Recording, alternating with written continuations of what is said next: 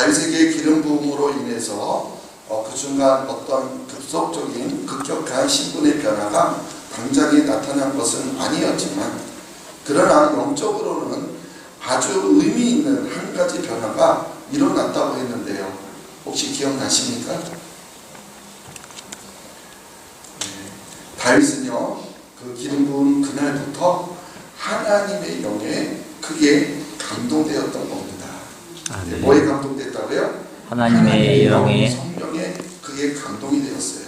그래서 하나님의 영이, 성령이 다윗을 움직이는 가장 중요한 요인이 되기 시작했다는 겁니다. 그리고 바로 이것이요, 하나님을 왕으로 인정하고 받아들이는 사람들에게는 모두 다 공통적으로 나타나는 특징이라는 거예요. 그래서 사실 사울대요 처음에 사무엘에게 기름 부음을 받았을 때만 해도요, 하나님의 영에 의해 감동되어 살기 시작했다는 거예요. 즉 하나님께서도 사울에게도 기름 부음과 함께 새 마음을 주셨었습니다. 새 마음은요, 새로운 기회를 의미해요. 다윗과 똑같이 사울도 성령의 감동에 따라서 살아갈 수 있도록 기회를 주신 겁니다. 그리고 그 기회를 따라 살기만 하면은 하나님께서 늘 그와 함께 해주시겠다라고 분명히 약속하셨어요. 실제로 사울은 성령의 감동으로 아몬과의 전쟁에서 대승을 거두기도 했습니다. 그러나 결국에는 어떻게 되었죠? 하나님의 영이 사울에게서 떠나갔고 대신 악령이 그를 지배하기 시작했습니다. 무엇이 문제였습니까? 사울은요, 하나님께서 주신 새 마음으로 살지 않았던 거예요. 성령의 감동에 따라서 하나님의 말씀에 순종하지 않고 자기 마음대로 선택하여 살았던 겁니다. 그래서 하나님의 왕되심을 거부하고 진짜 자신이 왕이라고 착각하면서 그래서 자기 소견에 옳은 대로 살았다라는 거예요. 그래서 하나님이 주신 기회를 사울은요, 놓쳐버린 겁니다. 그것은 하나님을 왕으로 섬기는 사람의 모습이 아닙니다. 제 아무리 이스라엘의 왕으로 세워졌다고 하더라도 하나님이 진짜 왕이시다라는 사실을 잊어버리면, 그래서 왕이신 하나님을 섬기지 않는다면 언제든지요, 누구든지요, 다 버림을 받을 수 있다라는 거예요. 다윗도 마찬가지입니다. 그가 성령의 감동에 따라서 순종하며 사는 동안에는요, 하나님의 도우심으로 이스라엘을 잘 이끌어가는 왕이 될 수가 있어요. 그러나 만약에 그렇지 않는다면 다윗이라 할지라도 마찬가지 사울처럼 하나님으로부터 버림을 받을 수 있다는 거예요. 그리고 그것이 바로 이스라엘입니다. 이스라엘은요, 하나님이 왕이 되어서 다스리는 나라였기 때문이에요. 아멘. 하나님을 왕으로 인정하는 자만이 하나님의 백성이 이스라엘을 다스리는 왕으로 세워질 수 있다는 것이죠. 그래서 실제로 다윗은요, 성령의 감동으로 인도함을 받는 동안 놀라운 일을 행할 수가 있었습니다. 그리고 바로 오늘 우리가 살펴보려고 하는 다윗과 골리앗과의 싸움이 바로 그 대표적인 사건이에요. 기름 부음을 받은 이후에 다윗은 어떤 급속한 신분의 변화가 일어나지 않았다고 했죠. 기름 부음 받았다고 해서 그 즉시 왕이 된 거 아니에요. 다윗은 다시 일상으로 돌아가서 양을 치고 있었습니다. 그러다가 얼마 후에 이스라엘과 블레셋 사이에 전쟁이 벌어졌습니다. 그래서 사울 왕은 서둘러서 군대를 소집하고 전쟁을 준비합니다. 이제 엘라 골짜기를 사이에 두고요, 이스라엘과 블레셋 두 군대가 서로 대치하게 되었어요. 이때 이새의 아들 8명 중에서 3명이 그 군대에 소집되어서 그 전쟁에 나가 있었습니다.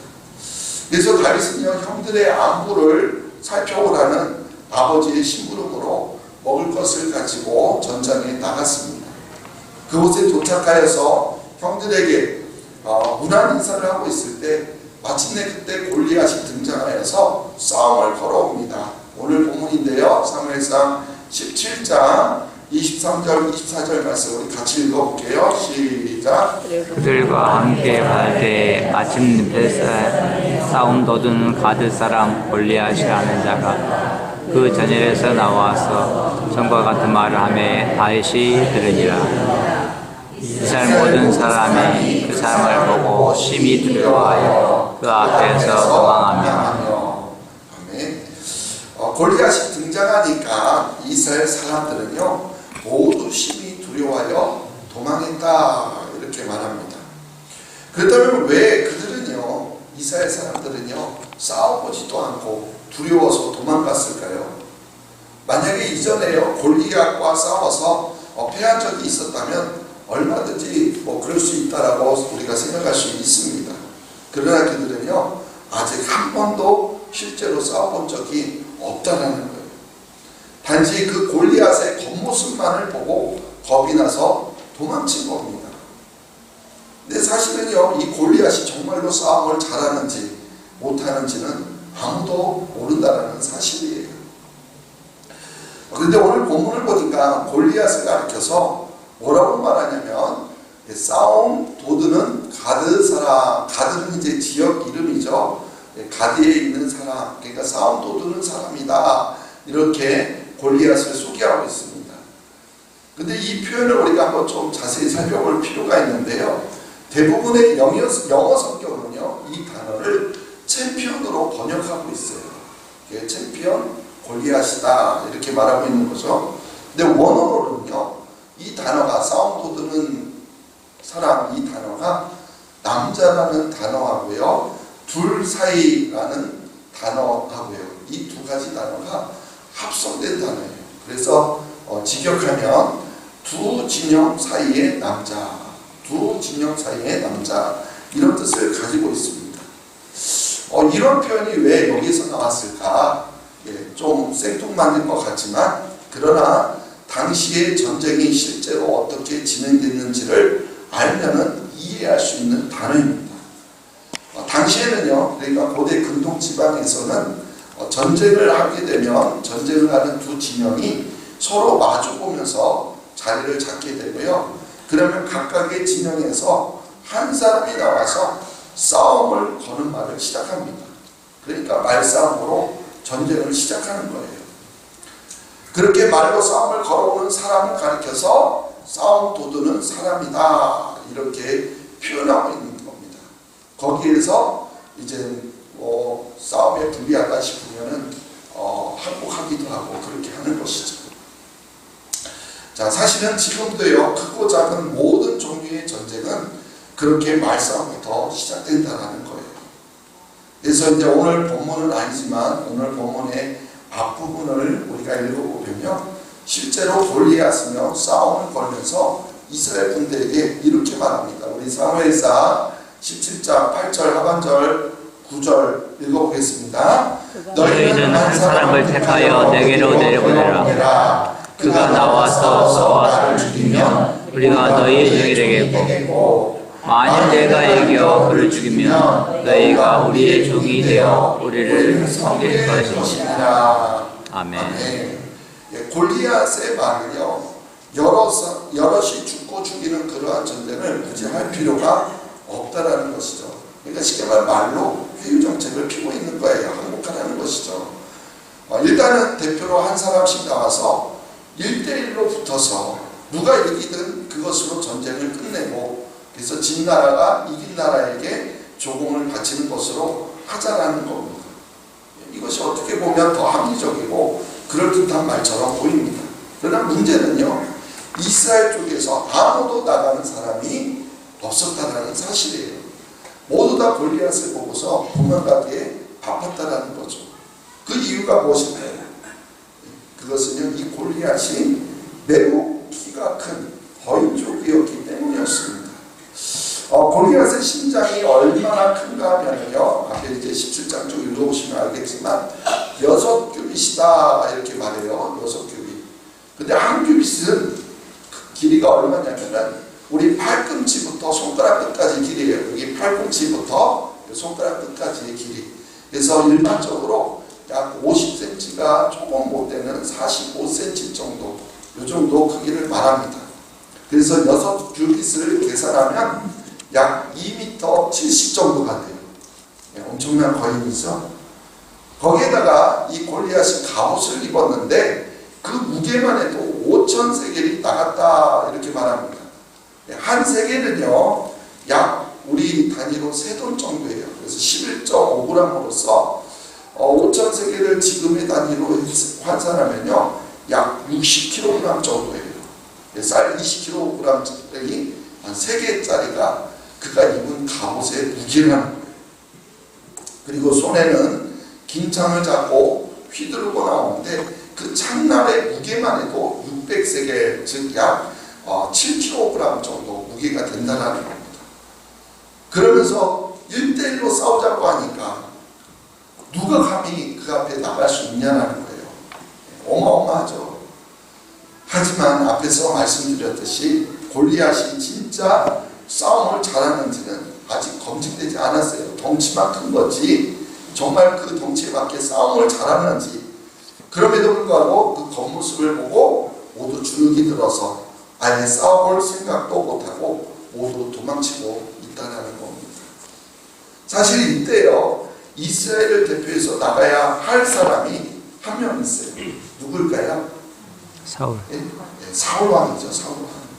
사울은요 골리앗만큼 크지는 않았다고 하더라도 다른 사람들보다는 머리 하나 정도 더 큰 키를 가지고 있었어요. 그리고 이스라엘 초대왕이잖아요. 초대왕을 세울 때 다른 사람보다 키가 커서 싸움에 능할 것 같아서 그를 왕으로 세운 거잖아요. 보통 사람들은요 사울의 어깨 높이 정도밖에 되지 않았습니다.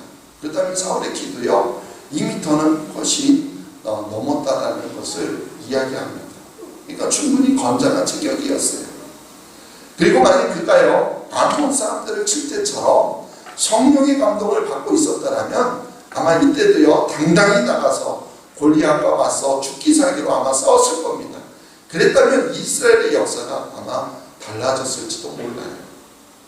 그러나 사울은 그러지 못했습니다. 그 이유가 무엇일까요? 하나님의 영이 이미 그를 떠나갔기 때문입니다.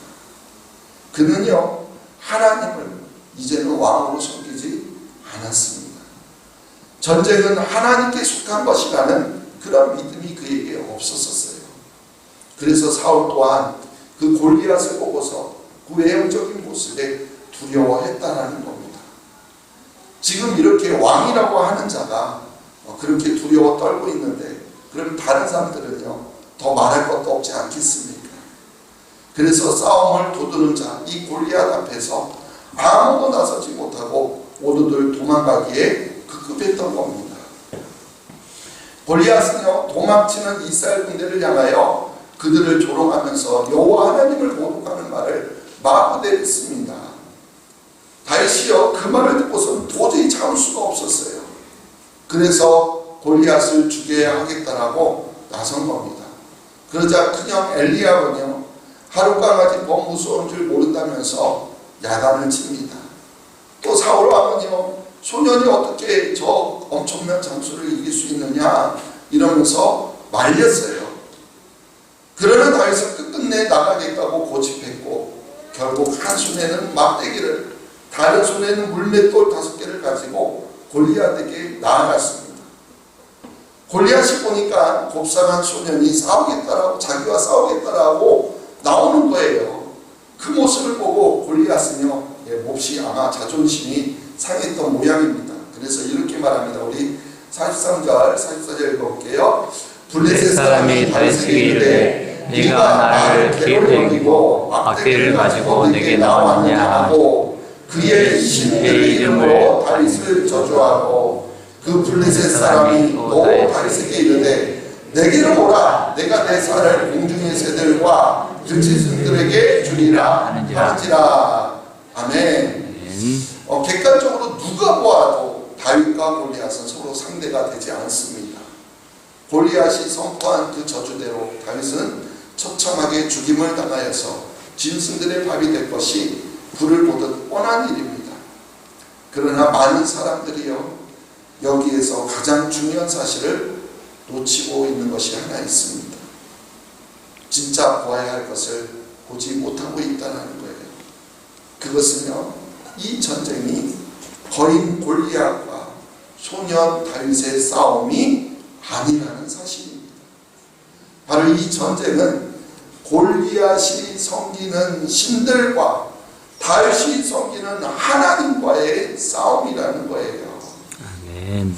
본문에서요, 골리앗은 43절 뒤에 보시면 하반절 보면 그의 신들의 이름으로 다윗을 저주합니다.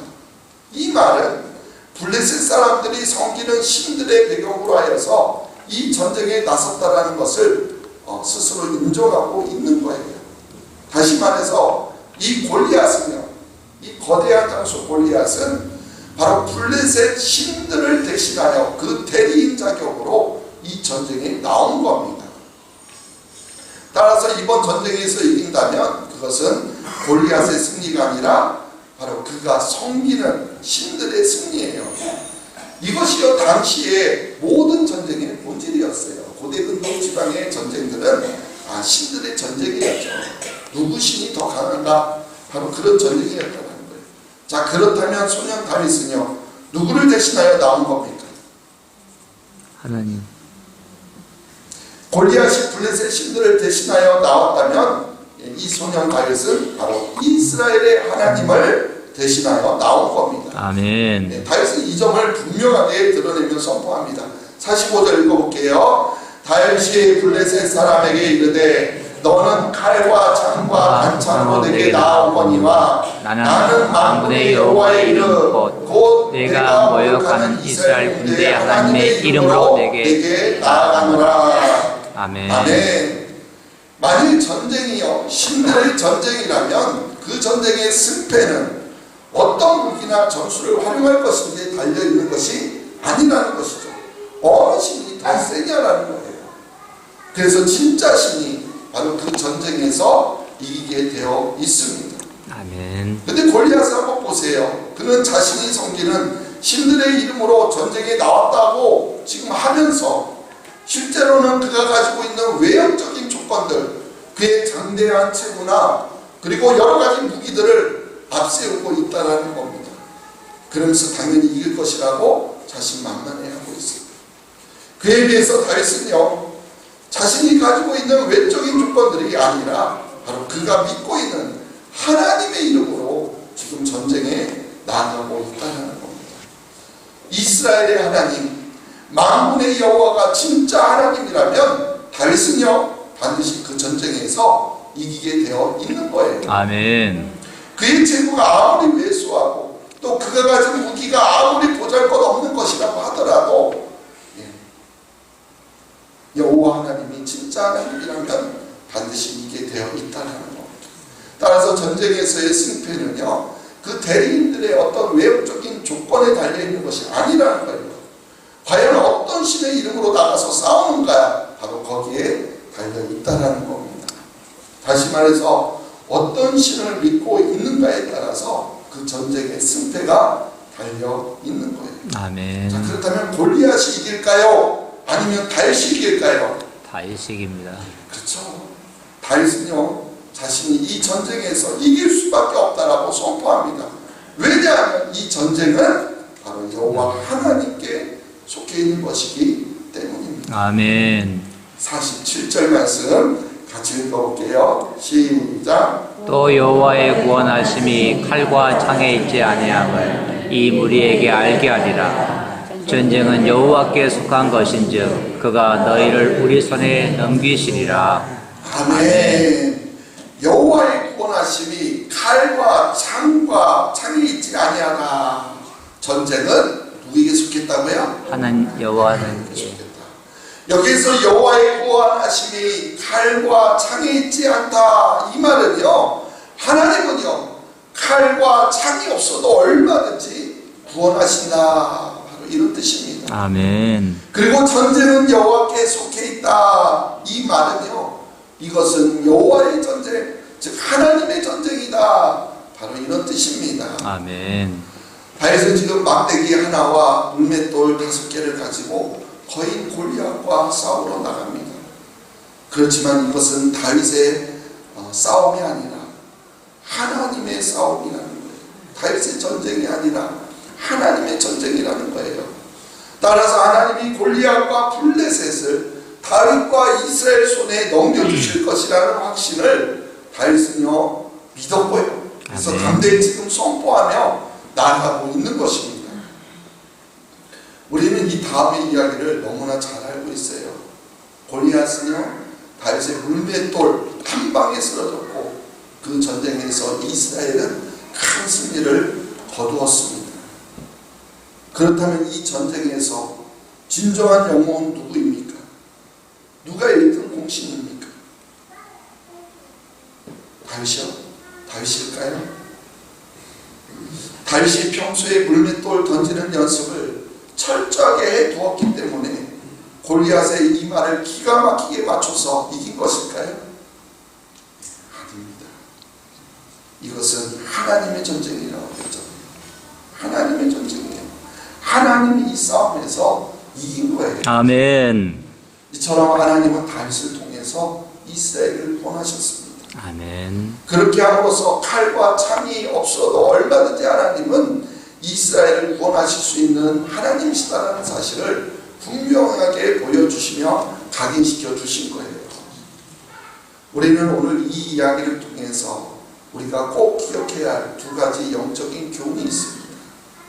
그 첫 번째 교훈은요, 우리는요 이 세상을 살아가다 보면은 언젠가는 꼭 우리에게 싸움을 걸어오는 골리앗을 반드시 만나게 되어 있다는 사실이에요.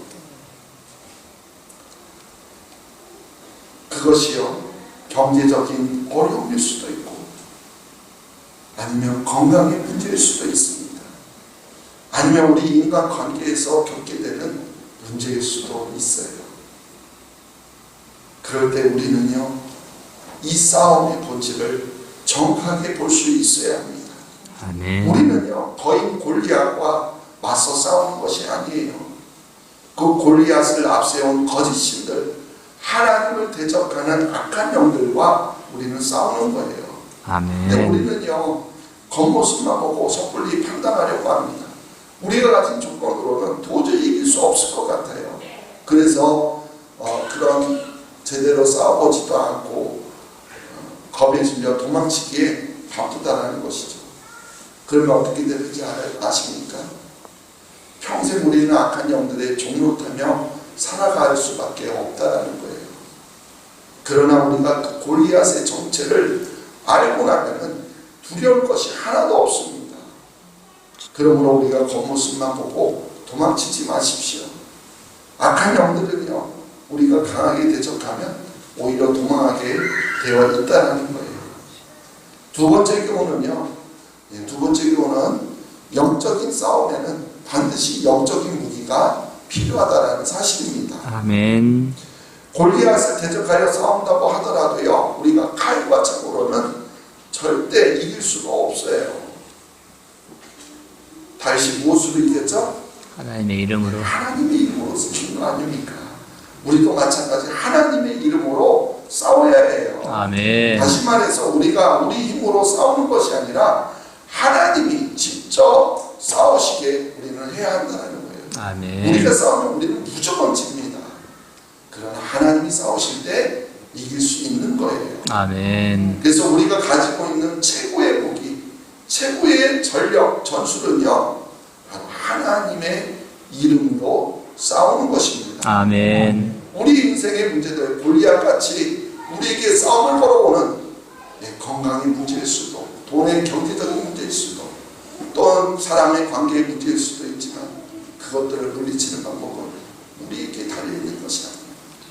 하나님의 이름으로 나아갈 때 우리는 이길 수가 있습니다. 아멘. 근데 우리는요 그렇게 하지 않아요. 우리가 가지고 있는 것으로 싸우려고 한다는 거예요. 돈의 힘으로 싸우려고 하고, 내 힘으로 싸우려고 하고, 우리의 지식이나 감정으로 싸우려고 하고, 우리의 혈기로 싸우려고 합니다. 우리의 자존심을 가지고 싸우려고 합니다. 그래서 싸움을 도두며 다가오는 골리앗에게 우리는 매번 쫓길 지고 마는 겁니다. 왜 그럴까요? 우리에게는 성령의 다스림이 없기 때문에 그렇습니다. 성령의 인도하심에 우리가 온전히 순종하지 않기 때문에 매번 그 싸움에 지는 거예요. 하나님이 나의 왕 되심을 우리가 인정하지 않기 때문에 결국에는 내가 스스로 내 힘으로 싸우려고 하다가 진단하는 거예요. 사랑하는 성도 여러분, 지금 여러분들은요 누구와 싸우고 있습니까? 아니 누구의 이름으로 싸우고 계십니까? 꼭 하나님의 이름으로 싸우시기 바랍니다. 아멘. 왕이신 하나님을 앞장 세우시기 바랍니다. 아멘. 그리고요 우리는 그 뒤에 그 하나님을 따라서 가면서 우리는 믿음으로 순종하기만 하면 됩니다. 그러면 우리에게는 비록 칼과 창은 없을지라도 하나님은 우리를 얼마든지 구원하실 수 있습니다. 아멘. 하나님께서 우리에게 최후의 승리를 허락해 주실 줄로 믿습니다. 아멘. 오늘도 우리가 이러한 믿음을 가지고 그래서 담대히 세상을 향해 나아가는 그런 우리 모두가 되시기를 간절히 주님의 이름으로 축원합니다. 아멘. 하나님 아버지 감사합니다. 우리가 싸워야 될 것은 혈과 육이 아니요 정말 이 세상을 공중권세 잡은 자들과 싸워야 될 텐데 악한 영들과 싸워야 할 텐데 우리는 끊임없이 우리의 문제를 가지고 우리 힘으로 싸우려고 하고 있음을 보게 됩니다. 하나님, 우리가 세상 가운데 세상의 무기를 갖추려고 그동안 힘써왔지만 정말 영적인 무기를 갖추고자 하는 일에는 소홀했음을 우리가 다시 한번 알아봅니다. 우리의 힘으로 싸우려고 하면 백전백패일 수밖에 없다는 것을 깨닫고 우리가 갖춰야 될 최고의 무기는 바로 여호와 하나님의 이름, 바로 하나님이심을 깨달아서 우리가 싸우려고 하는 것이 아니라 하나님이 싸우심을 깨달아서 우리가 믿음으로 순종하며 성령님의 인도하심에 따라 살아갈 수 있는 저희들 되게 하여 주옵소서. 아멘. 성령님의 인도하심에 순종할 때 우리는 그 모든 싸움에서 승리하게 될 줄로 믿습니다. 아멘. 내가 싸우는 것이 아니라 하나님이 싸워주심을 우리가 다윗처럼 믿음의 눈으로 바라보게 하여 주시옵소서. 아멘.